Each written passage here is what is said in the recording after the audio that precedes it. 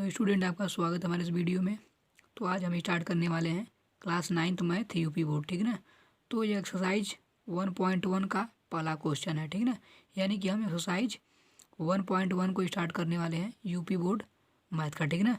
तो उसका पहला क्वेश्चन है कि क्या शून्य एक परिमेय संख्या है?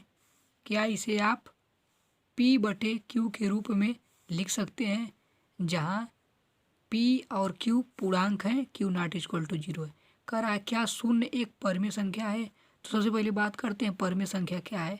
अगर आपको एक बेसिक वीडियो नहीं पता है कि परिमेय संख्या क्या होता है, प्राकृतिक संख्या क्या होता है, तो इसका बेसिक वीडियो इंट्रोडक्शन पार्ट, परिचय वाला पार्ट हमने अपने channel Satish Chauhan study point पे करवा रखा है। तो जाकर आप वहाँ से देख सकते हो, ठीक है। तो चलिए पहले सवाल को करते हैं कि क्या शून्य एक परिमेय संख्या है। तो शून्य देखिए, परिमेय संख्या भी संख्या होती है जिसे आप P/Q के रूप में ले सकते हो। जैसे 1/2, देखिए 1/2 क्या है, एक परिमेय संख्या है। क्यों? क्योंकि एक क्या है, पूर्णांक है, 2 क्या है, पूर्णांक है। तो पूर्णांक के बटे पूर्णांक, यानी P भी क्या रहता है, पूर्णांक, Q भी रहता है पूर्णांक। तो 1/2 क्या है, परिमेय संख्या। जैसे 3/4, तो ये P/Q के रूप में है कि नहीं, तो यह एक परिमेय संख्या है। और जो P और Q होता है वो पूर्णांक होता है, ठीक है। तो चलिए अब देखिए, करा शून्य, तो शून्य एक परिमेय संख्या है कि नहीं। तो शून्य के बटे हम एक मान सकते हैं, बिल्कुल मान सकते हैं। शून्य भी एक पूर्णांक है और एक भी क्या है, पूर्णांक है। तो यह एक पूर्णांक ऊपर हो गया P और एक नीचे हो गया पूर्णांक Q। तो इसे P/Q के रूप में व्यक्त कर दिए कि नहीं कर दिए, बिल्कुल कर दिए। तो यह कौन सी संख्या होगी, परिमेय संख्या होगी। तो लिखेंगे क्या शून्य एक परिमेय संख्या है। हाँ, शून्य एक परिमेय संख्या है। क्या इसे आप P/Q के रूप में लिख सकते हैं, बिल्कुल लिख सकते हैं। देखिए 0/1 P/Q के रूप में लिख दिए, जहाँ P और Q क्या है, पूर्णांक है। तो P पूर्णांक है कि नहीं, और Q पूर्णांक है कि नहीं है। और Q नॉट इक्वल टू 0, देखो भाई, जो ऊपर P होता है नीचे Q होता है, या 0 कहाँ है, 0 नहीं ना है। तो यह हो गया आपका P/Q के रूप में, और यह कैसी संख्या है, परिमेय संख्या है। तो यह रहा आपका पहला सवाल।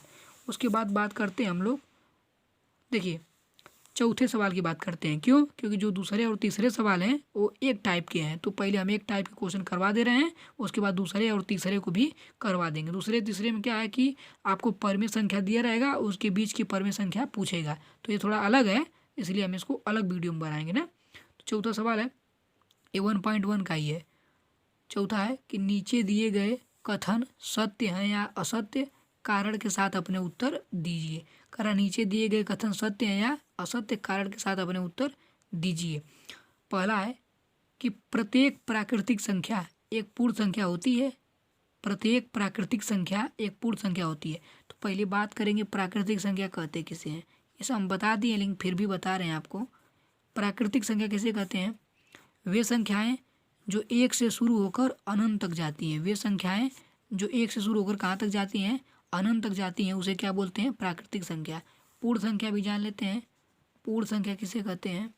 तो जो पूर्ण संख्या होती हैं, पूर्ण संख्या वे संख्या होती हैं जो 0 से शुरू होकर कहाँ तक जाती हैं, अनंत तक। तो देखिए थोड़ा सा अंतर होता है। प्राकृतिक संख्या क्या होती हैं कि 1 से शुरू होकर अनंत तक जाती हैं, और पूर्ण संख्या क्या होती हैं, 0 से शुरू होकर कहाँ तक जाती हैं, अनंत तक। तो कह रहा प्रत्येक प्राकृतिक संख्या, मतलब जो भी प्राकृतिक संख्या होगी वह पूर्ण संख्या भी होगी। कह रहा प्रत्येक प्राकृतिक संख्या एक पूर्ण संख्या होती है, यानी मतलब जो भी प्राकृतिक संख्या इसमें से उठाएंगे वो सभी क्या पूर्ण संख्या होगी। तो देखते हैं, देखिए एक प्राकृतिक संख्या है, एक पूर्ण संख्या है, बिल्कुल सही। दो प्राकृतिक संख्या है, दो पूर्ण संख्या है, बिल्कुल सही। तीन प्राकृतिक संख्या है, तीन पूर्ण संख्या है, बिल्कुल सही। चार प्राकृतिक संख्या है, चार पूर्ण संख्या है, बिल्कुल सही। पांच प्राकृतिक संख्या है, पांच पूर्ण भी संख्या है, बिल्कुल सही। मतलब कि इसमें से कोई भी हम संख्या उठाएंगे प्राकृतिक में से, वो सभी क्या होंगी, पूर्ण संख्या होंगी, ठीक है। जैसे 7 उठा लो, 7 प्राकृतिक है तो 7 पूर्ण में भी आएगी। तो यानी कि इसमें से कोई, देखो एक उठाओ, एक प्राकृतिक है, एक तो पूर्ण भी है। दो प्राकृतिक है, दो पूर्ण भी है। तीन प्राकृतिक है, तीन पूर्ण भी है। चार प्राकृतिक है, चार पूर्ण भी है। मतलब कि आप जो भी प्राकृतिक संख्या उठाओगे वो सभी क्या होंगी, पूर्ण संख्या होंगी ही होंगी। क्योंकि पूर्ण संख्या में केवल 0 बढ़ जाता है। देखो प्राकृतिक संख्या और पूर्ण संख्या एक ही बात है, लेकिन पूर्ण में क्या हो जाता है, थोड़ा सा 0 बढ़ जाता है। इसलिए तो जो भी प्राकृतिक संख्या होंगी वो पूर्ण संख्या अवश्य होंगी। इसका आंसर है हाँ, इसका आंसर है सत्य या हाँ। ठीक है, तो क्या बात है, बात क्या है हमारी, सत्य है। ठीक है, तो चलिए अगला क्वेश्चन देखते हैं। तो अगला क्वेश्चन हमारा है चौथा का दूसरा कि प्रत्येक पूर्णांक एक पूर्ण संख्या होती है। प्रत्येक पूर्णांक, तो पूर्णांक की बात करते हैं। देखिए पूर्णांक क्या होता है, ये 0 हो गया, यहाँ पर 1 2 3 से लेकर कहाँ तक, अनंत तक। यह -1 -2 -3 लेकिन माइनस कहाँ तक, अनंत तक एक पूर्णांक होता है। पूर्णांक किसे कहते हैं, जिसमें प्लस वाली भी संख्याएं हो, माइनस वाली भी संख्याएं हो और जीरो भी हो, उसे क्या बोलते हैं, पूर्णांक संख्या। तो देखो इसमें प्लस वाली भी संख्या है ना, और माइनस वाली भी संख्याएं हैं और जीरो भी है, तो इसे बोलते हैं हम लोग हैं पूर्णांक।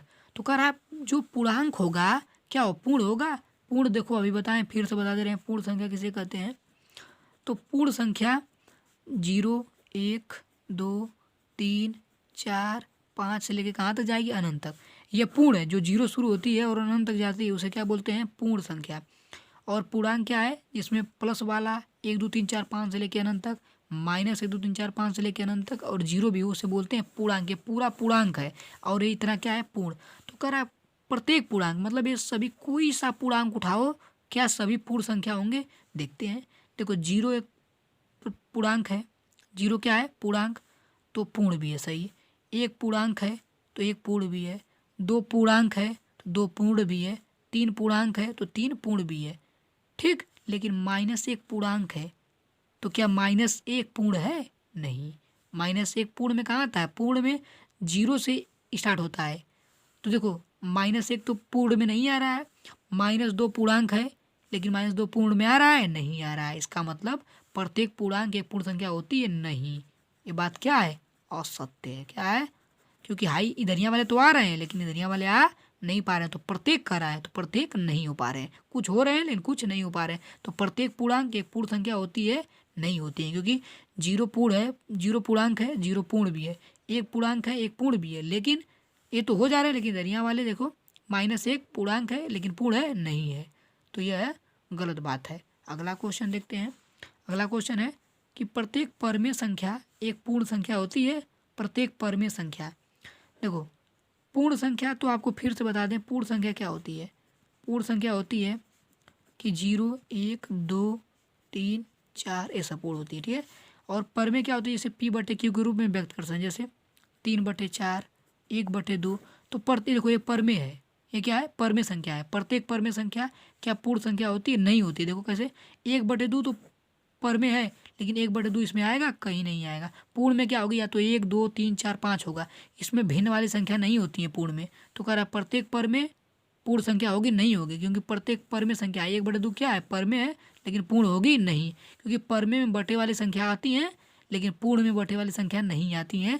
इसलिए अभी बात क्या है, असत्य है। तो ये हमारे रहे चौथा के तीनों क्वेश्चन का सल्यूशन। आपका इस 1.1 एक्सरसाइज का आपके सभी क्वेश्चन हो गए, बस 2 क्वेश्चन बचे हैं, दूसरा और तीसरा, ठीक है। उनको हम अलग वीडियो में कर देंगे क्योंकि ये थोड़े से अलग क्वेश्चन हैं, तो उनको हम अगले वीडियो में उसको ख़त्म कर देंगे, ठीक है। तो आप ऐसे ही वीडियो को देखते रहिए, और जो भी कोई आपको प्रॉब्लम हो वीडियो में, ठीक है, क्वालिटी तो थोड़ी सी हम मैनेज करेंगे, लेकिन वीडियो क्वालिटी जो पढ़ाने का तरीका है उसमें कोई दिक्कत हो तो आप कमेंट करिए, ठीक है। और इसी तरह वीडियो भेजी जाएगी और पूरा क्लास 9th और 10th का मैथ करवाया जाएगा हमारे Satish Chauhan study point channel पे। Thank you so much.